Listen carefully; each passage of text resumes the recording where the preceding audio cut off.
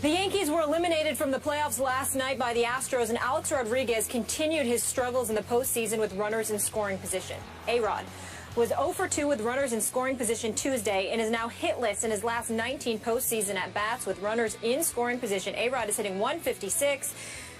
Again, with runners in scoring position during his postseason career, the lowest by any player in postseason history. Stephen A., what are your thoughts on A-Rod's postseason struggles?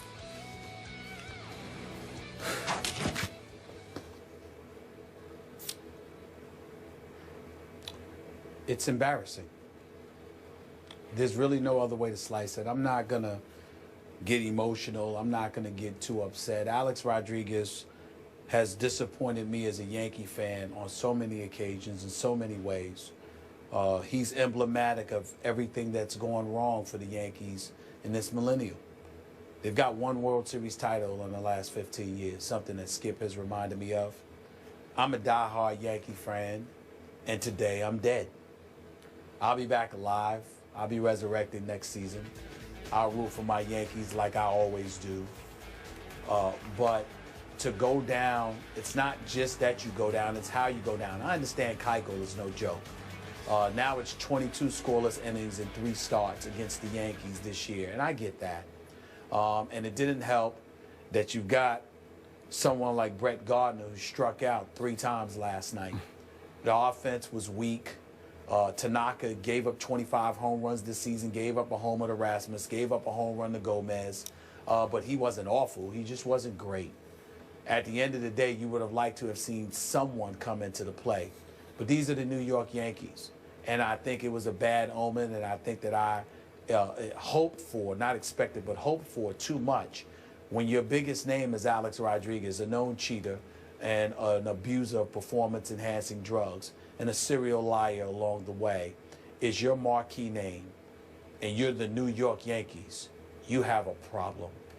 And so I think it's incumbent upon them to go out there. You still had the highest payroll for the 17th consecutive season at $200 million this year. But you got to go out and get a Bryce Harper. You got to get a caliber guy like that. You got to get a big name in box office, because Alex Rodriguez clearly ain't it. Because no matter what great Yankees we point to, Skip, they are not dudes that show up from April through September. They're the guys that show up in October. And that is not Alex Rodriguez. In all seriousness, as I watched that game unfold last night, what struck me was that there are no more Yankees on the Yankees. There are no true Yankees. Obviously, Derek Jeter is gone, and it was so ironic that Colby Rasmus for the Astros went Jeter on the Yankees with a leadoff home run in a big postseason game. And I look at this year as you had to depend on Alex Rodriguez, and for a while, he carried your team. And then the flashpoint, the microcosm of your season came bottom 6, 2 outs, A-Rod at the plate, and this is it. This is the moment. 2 on. And yeah, 2 men on, and 1 pitch, 1 swing, can of corn fly ball to center field to Cargo, and basically that was the end of that game. It was that moment because you had to depend on Alex Rodriguez. That's not the New York Yankees as we used to know and love them. Absolutely right. Absolutely right. It means nothing to me what he does in a regular season. You know that. Everything was about the postseason, like I said. And once again, he didn't show up. After swearing, we're playing for CC now. I knew then. You said it.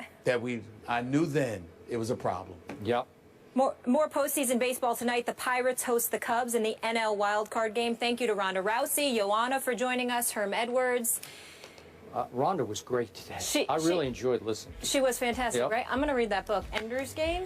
I saw the movie. I don't know if it's as good as the book. All right, I'm going to check it out. Thank you guys so much for being with us. We'll see you tomorrow. Says now that he's back, he's not looking back, and there's no need to reminisce. I want to correct myself. I apologize. I said you have a personal relationship with Greg Hardy or mentoring him. No, it's Randy Gregory. So let's get that straight first. How do you feel, though, Coach, about Greg Hardy being back in the NFL and playing this weekend? Well, he gets a second chance, an opportunity, and you got to give Jerry and Stephen Jones a lot of credit. You know, they've done this before with players. I wish they would have coached him up prior to him meeting the media. Yes. That would probably have been my way of going about doing it as a head coach. You know, I said, let's make sure that we understand he's going to face the media here when he's eligible to play. And we got to make sure that he understands there's some things he needs to touch upon, and it's not about football. And we have to go back a little bit, and I think he has to bring that out because that kind of sets the stage going forward. And, you know, he probably didn't get coached up. I wish he had coached him up a little bit better. He could have shown a little bit more humility, being grateful to have this opportunity to come back. And you can't take the past away, obviously. You got to move forward, but he needed to be coached up. They coached him up on the offseason. They coached him up when they brought him in, and I think they dropped the ball a little bit here before he went to the media because the media. I say this as a media person. They have an obligation to ask him these questions. Yes. I mean, that's what people want to know. I mean, besides he's a good pass rusher, good football, we get that part of it. But it's the other part. You know, are you sorrowful for your you know, the way you have been portrayed? You know, and you don't have to get into everything, but you need to say something. And I think that kind of they dropped the ball. Mishandled. So if you had been head coach of this team, Yes, sir. and you had had a vote in the situation, in the Yes. matter, would you have voted no to have him on your football team? Yes, I would have voted no.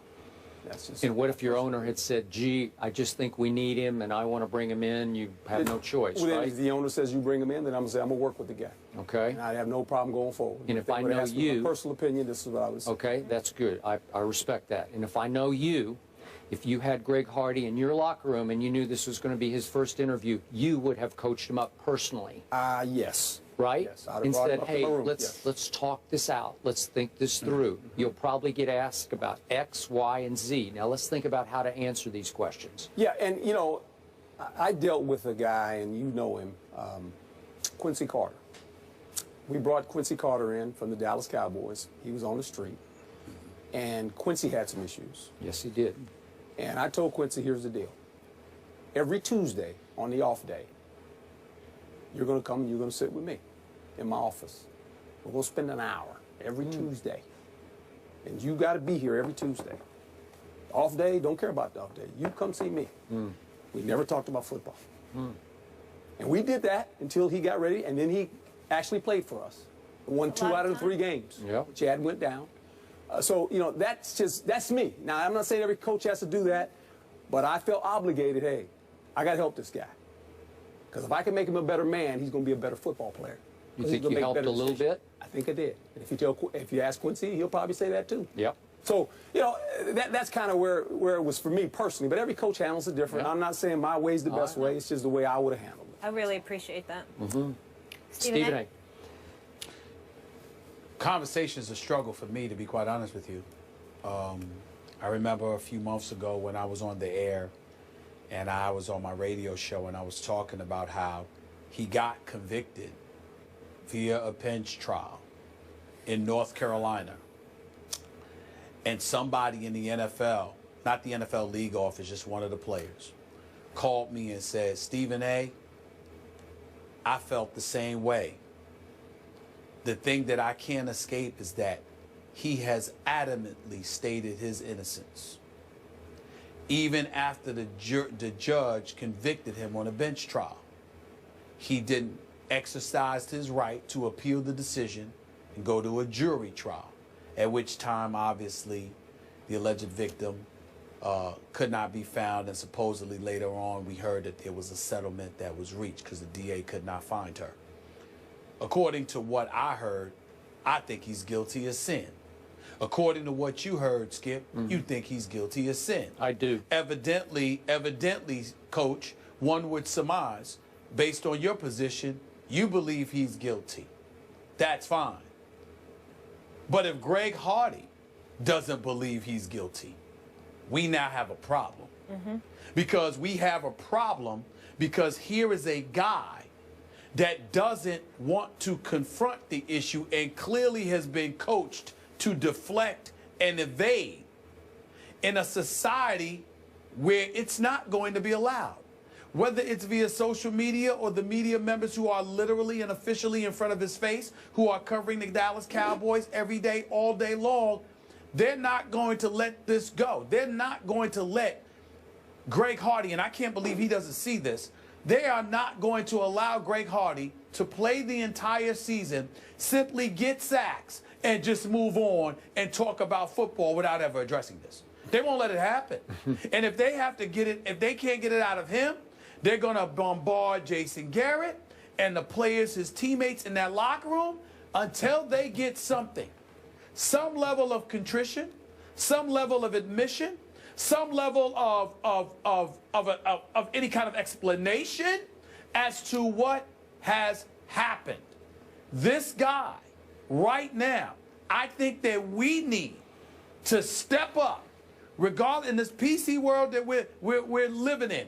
We have to recognize that we believe he's guilty, particularly emanating from what a judge on a bench trial in North Carolina has validated for us all.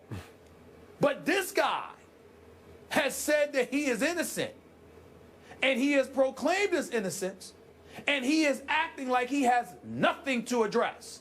Somewhere along the way, somebody is going to have to deal with the reality that he believes along the way he didn't do something wrong. That's scary to me. It should be scary to us, no doubt. But it is a reality that we cannot escape. This guy clearly does not believe he did something wrong. You want to respond? No, you go. All right. Stephen A., thank you for what you just said. Can't tell you from my heart how much I agree with every word you just uttered. And I'm going to take it one step farther. Not only did he show zero remorse for what happened back in Carolina, clearly, he was so emboldened in his new role for his dream team, the Dallas Cowboys, lifelong dream of playing for my Dallas Cowboys. He was so emboldened, he had the audacity to use the phrase without flinching or any regret, I'm going to come out guns blazing, when we all know that his accuser testified that she was thrown onto a couch full of semi-automatic weapons. And he had the audacity, without a single ounce or flinch of regret, to talk about how attractive Tom Brady's wife is. Hope she comes to the game, hope she brings her sister and all of her friends. And then to even think the joke was so funny that he went on to say that he votes for Pro Bowl quarterbacks based on how attractive their wife or girlfriend is.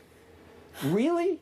After all you've been through, you're going to go there already in your first Dallas Cowboy interview, the first week you're eligible to play for my Dallas Cowboys? And look, I don't want to be a hypocrite about this. My Cowboys, as you well know from your many years, they have a long history of having troubled players in their locker rooms, renegades, lawbreakers. I could go on and on. I wrote a whole book about it called God's Coach. Tom Landry had a whole locker room. You know all this. Yeah. Okay, so I don't want to be a hypocrite here, but I did tell Stephen A. to start this show.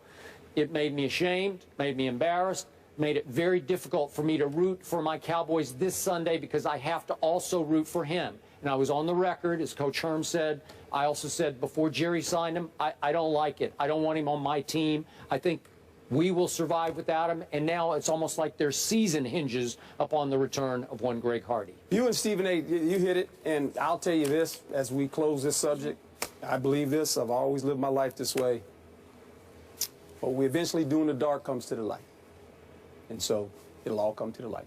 No question. Sooner or later, it'll all come to the light. And as a woman, I really appreciate all your comments, remarks there, and your honesty. Thank you. Thank you.